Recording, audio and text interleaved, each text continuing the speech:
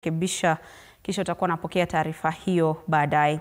Kwa sasa ni kuwa Vatican imetangaza kuwa misa rasmi ya uzinduzi wa Papa Leo wa 14 itafanyika Jumapili ijayo St. Peter's Square.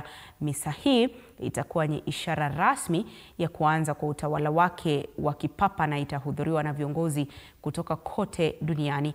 Wakati huo huo, Papa Leo wa 14 ametoa hotuba yake ya kwanza ya Jumapili na baraka kwa dunia siku chache tu baada ya uchaguzi wake. Sheila Chelangat ana taarifa hii kwa kina.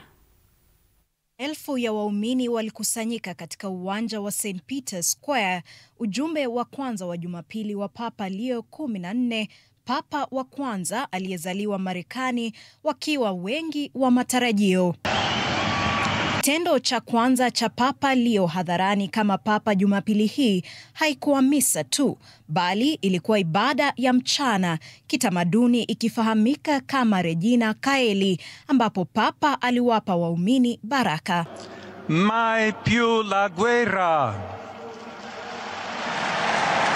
Katika hotuba yake leo, Papa huyu mpya ametoa ombi kwa viongozi ulimwenguni kukomesha vita vinavyoendelea. Ametaka kuwe na amani ya kudumu nchini Ukraine, kusitishwa kwa mapigano Gaza na kuachiliwa mara moja kwa mateka walioshikiliwa na Hamas.